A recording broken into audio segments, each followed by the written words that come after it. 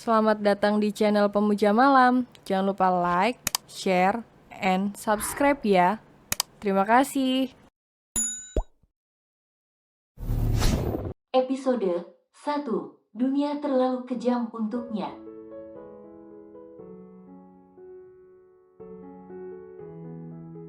Langit tampak menghitam diiringi dengan suara-suara gemuruh kilat yang terdengar menakutkan.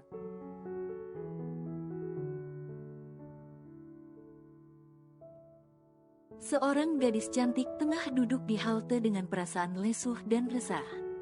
Bagaimana tidak, hampir 1 bulan lelah mencari pekerjaan namun tak kunjung ia temukan.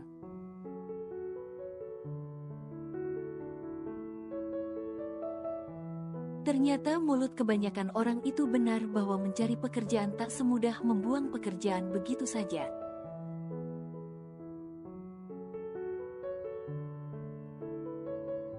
Namanya Anindya Alisa, gadis sebatang kara yang nekat meninggalkan pekerjaannya demi mencari pekerjaan lebih baik.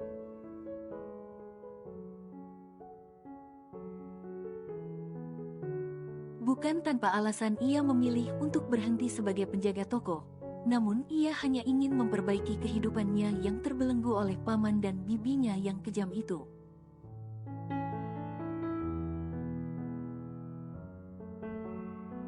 Jadi aku harus gimana? Uang tabungan yang aku punya pun tinggal sedikit. Paman dan bibi juga pasti akan meminta uang lagi, gumam Anindya atau yang kerap disapa Anin.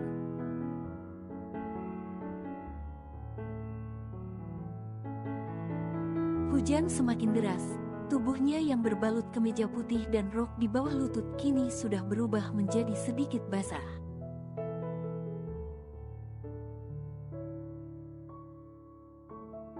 Karena cipratan kecil air hujan dari atap halte dan sesekali cipratan kendaraan yang berlalu di depannya.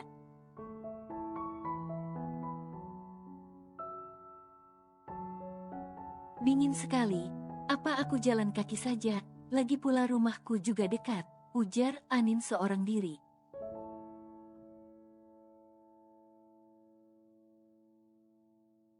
Seberkas lamaran di tangannya pun sudah basah. Ia yakin tulisan dan kalimat yang ditulisnya kini sudah berubah tak berbentuk akibat air yang melunturkan harapannya.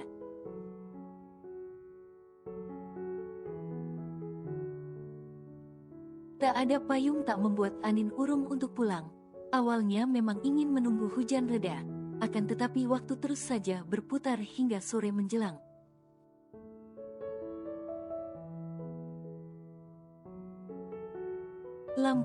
Lampu kendaraan sedikit menyorot dirinya, sampai pada tempat di mana terdapat lubang besar berisi air hujan penuh. Anin menatapnya was-was.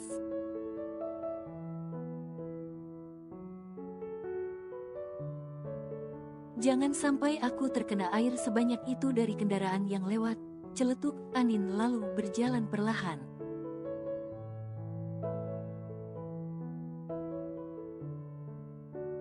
Baru berujar, mobil lewat dengan sedikit kencang membuat kubangan air itu sudah membentuk gulungan dan siap menyiram Anin yang tampak sudah pasrah.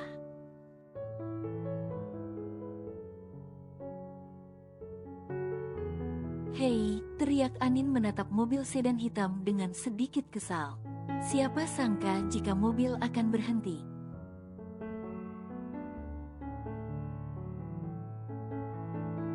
Sebuah payung tampak keluar mendahului sebelum disusul oleh seorang pria berpakaian rapi setelan jas dan celana bahan, persis seperti orang kantoran.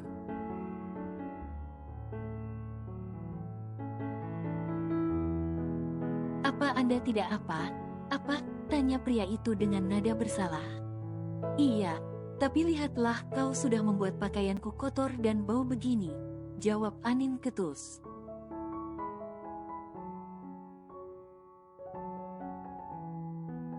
Ah iya, jika begitu aku akan menggantinya dengan yang baru, ujar pria itu siap mengambil dompetnya tetapi Anin menghentikannya.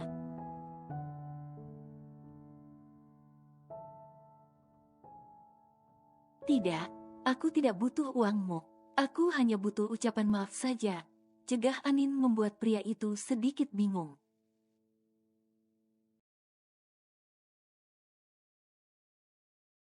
Maafkan aku, jika kau tidak mau uangku maka biarkan aku mengantarmu pulang saja. Bagaimana? Tawar pria itu membuat Anin lagi menggeleng.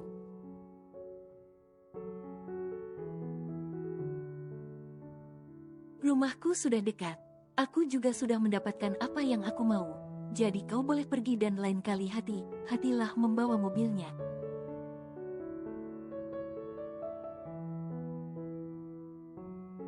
Tolak Anin berniat untuk pergi tetapi dicegah oleh pria itu. Tunggu, memangnya kau dari mana dan apa yang ada di tanganmu? Tanya pria itu mencegah langkah Anin.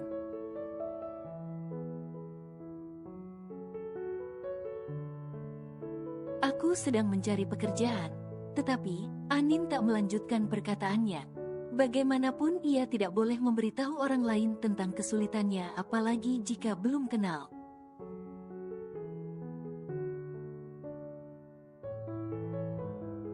Lupakan saja, tambah Anin menghela nafasnya kasar. Jadi kau butuh pekerjaan? Kebetulan aku adalah seorang HR dari perusahaan Elsifco.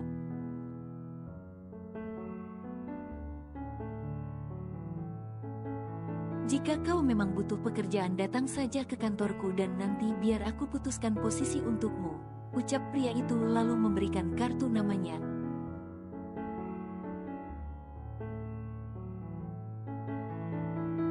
Anin berniat untuk mengambil kartu nama itu, tetapi dihentikan oleh pria itu membuat Anin kebingungan.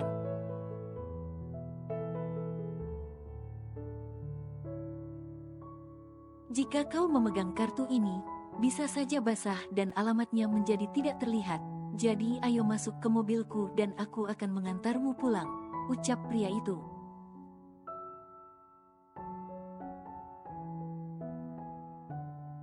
Anin tampak berpikir, ia tidak boleh sembarangan percaya pada orang barukan, terlebih lagi itu adalah seorang pria.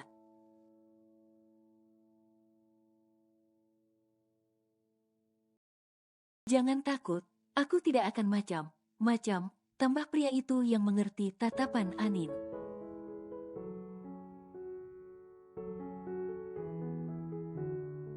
Anin akhirnya mengangguk dan ikut masuk ke dalam mobil pria itu. Sebenarnya ia ragu karena tubuhnya yang basah akan membuat mobil itu juga ikut basah. Tetapi sepertinya si pemilik tidak masalah.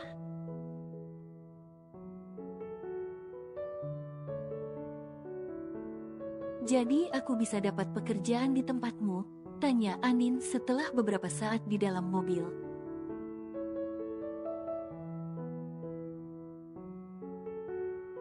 Tentu saja, jawab pria itu. Oh iya, perkenalkan, namaku Zai. Dan kau? Tanya pria itu setelah memberitahu namanya.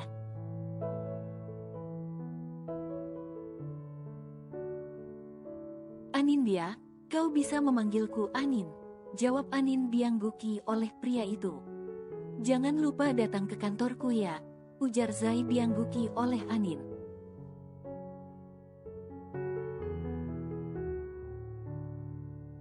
Anindya baru saja sampai di rumahnya dengan keadaan basah, kuyup dan kotor. Baru saja ia masuk ke dalam rumah, ia langsung disambut oleh tepuk tangan dari bibinya yang tampak menatapnya dengan tajam.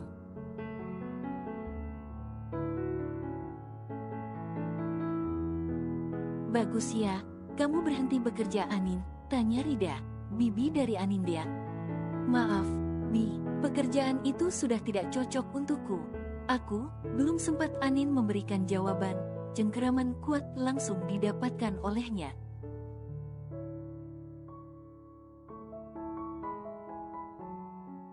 Kamu pikir hidup itu pakai apa, Anin? Kamu itu menumpang di rumah saya dan itu artinya kamu harus bisa membayar.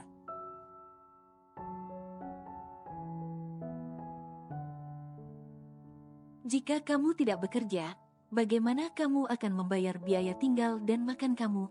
Cecar Rida seraya mengeraskan cengkeraman di rambut keponakannya.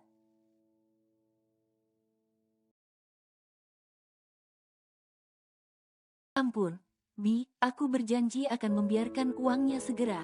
Aku akan segera bekerja, ucap Anin memohon belas kasihan seraya mencoba melepaskan cengkeraman kuat di rambutnya.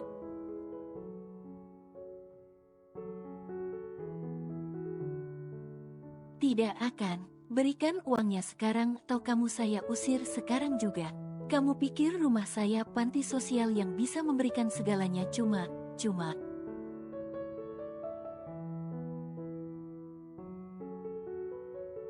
Timpal Rida seraya menghempaskan tubuh Anin begitu saja. Bersama dengan itu pamannya pulang setelah seharian bekerja sebagai tukang ojek online.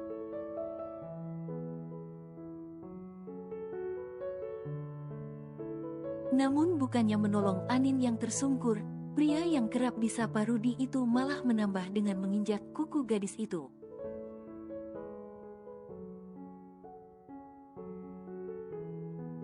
Ah, Hicks, paman sakit, ringis Anin merasakan panas sekaligus perih di tangannya.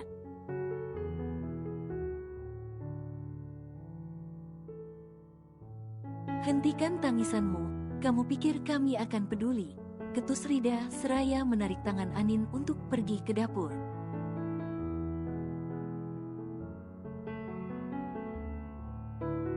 Sekarang masak untuk makan malam, dan bahan masakannya silahkan kamu beli. Pakai uang kamu karena saya tidak punya uang, ujar Rida lalu meninggalkan Anin yang masih menangis.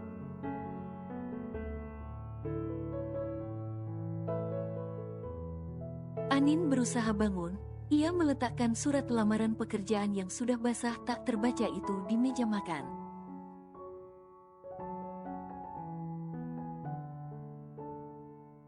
Ia menangis seraya merogoh kantong rok spannya. Ia melihat sisa uang yang dimiliki hanya tersisa 30.000 rupiah. Apa yang bisa ia beli dengan uang segitu?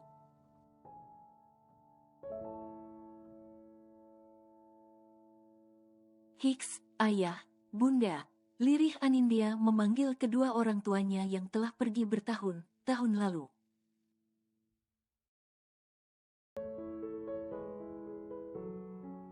Anindya semakin menangis. Andai saja kedua orang tuanya masih ada, mungkin kehidupannya tak akan sesulit ini. Ia tak akan menjadi budak di rumah paman dan bibinya yang terasa seperti penjara.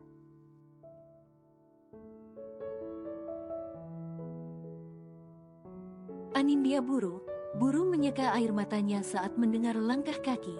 Ia menyembunyikan wajahnya yang tampak sembab akibat menangis.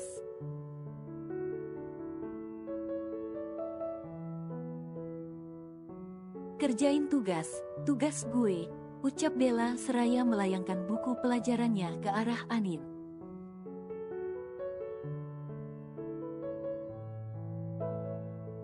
Anin menoleh menatap Bella. Ia meraih buku itu lalu memberikannya kembali pada sepupunya yang sudah seperti saudara tiri itu.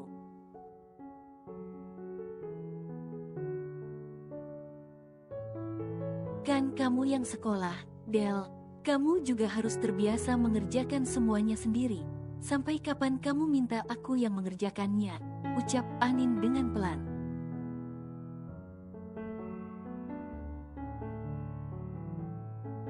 Oh, udah berani bantah lo ya?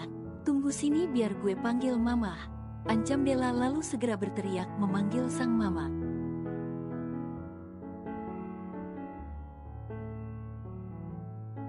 Tak lama Rida datang. Ia menatap putrinya kesayangannya lalu beralih menatap Anin yang tampak menundukkan kepalanya.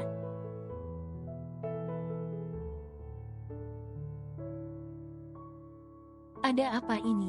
Tanya Rida menautkan kedua alisnya. Dia gak mau ngerjain tugas sekolah aku, Mah, jawab Della menunjuk Anindya.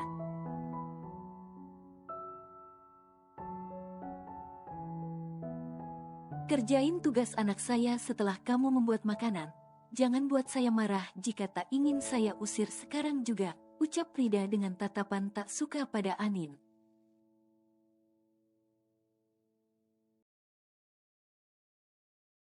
Anin tak banyak bicara. Ia membawa barangnya bersama buku pelajaran Della ke kamarnya. Lebih tepatnya adalah gudang yang ia bersihkan hingga lebih baik dan bisa dibuat untuk tidur.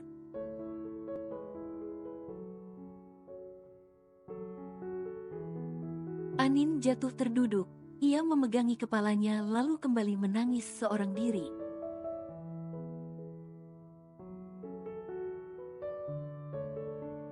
Anin memeluk tubuhnya sendiri. Terkadang jika tak ingat akan janji pada mendiang kedua orang tuanya, mungkin Anin sudah mengakhiri hidupnya sejak lama.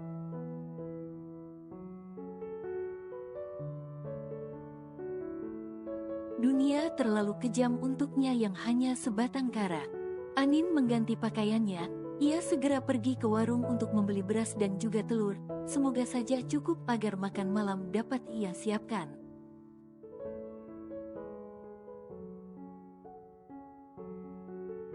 Malam harinya setelah menyantap makanan sisa paman, bibi dan sepupunya, Anin masuk ke dalam kamar.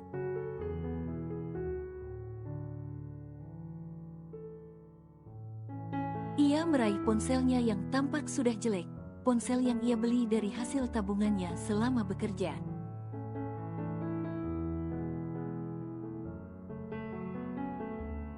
Anin meraih kartu nama yang saya berikan. Ia mencatat nomor lalu segera menghubungi nomor tersebut.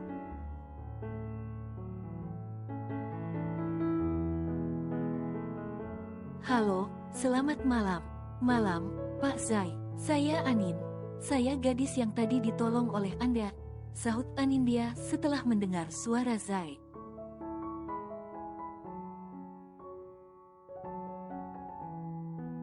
Oh Anin, besok datang ke kantorku ya, dan jika bisa tolong kirimkan lamaranmu via online malam ini agar aku bisa mempelajarinya.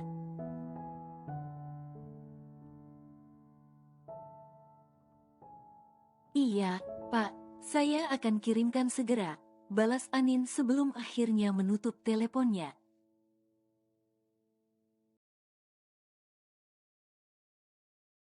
Anin segera mengirimkan lamarannya via online. Setelah semuanya beres, ia masih belum bisa beristirahat karena harus mengerjakan tugas Della.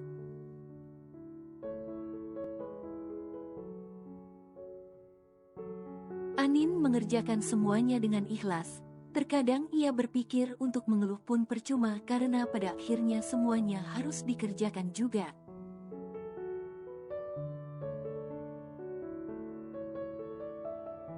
Keesokan harinya, Anin sudah rapi dengan kemeja berwarna navy dan rok span yang beruntung bisa kering setelah semalaman ia jemur.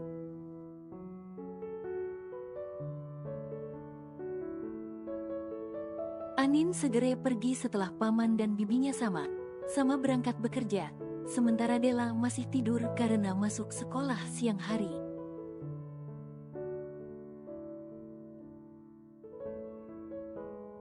Anin menaiki kendaraan umum untuk bisa sampai ke kantor yang alamatnya tertera di kartu nama Zai.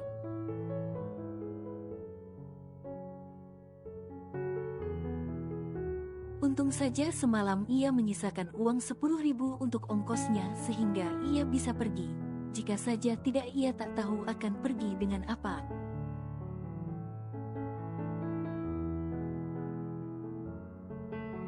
Hanya butuh waktu 45 menit dengan 2 kali naik kendaraan. Akhirnya Anin sampai di kantor yang ia tuju.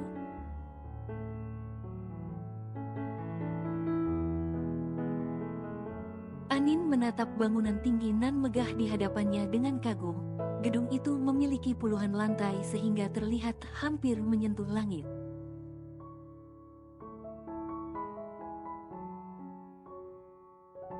Dengan langkah yang dibarengi sebuah harapan, Anin masuk ke dalam gedung berarsitektur modern itu.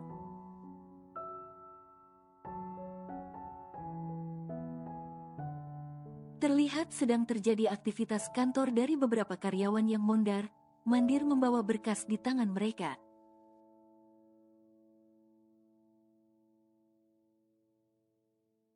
Anin melangkah mendekati meja resepsionis untuk sekedar bertanya di mana ruangan orang yang harus ia temui.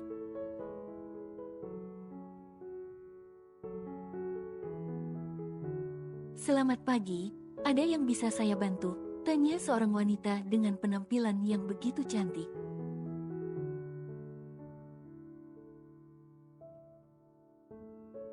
Pagi, bisakah saya menemui Pak Zai? Tanya Anin tak kalah sopan.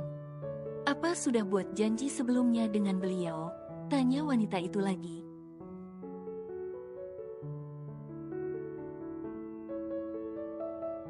Anin mengangguk.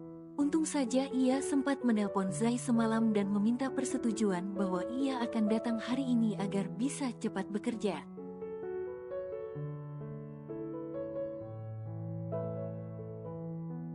Baik, tunggu sebentar ya Nona, ujar wanita itu. Baik.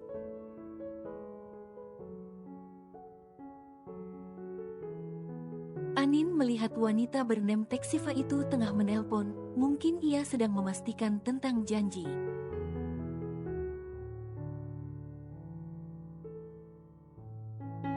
Posisi Zai cukup penting di perusahaan sehingga tak bisa sembarang orang bisa menemuinya tanpa janji ataupun keperluan tertentu.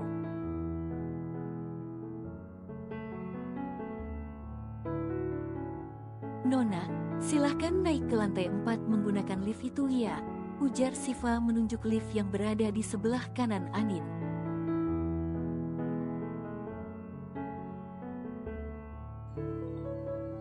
Bersambung.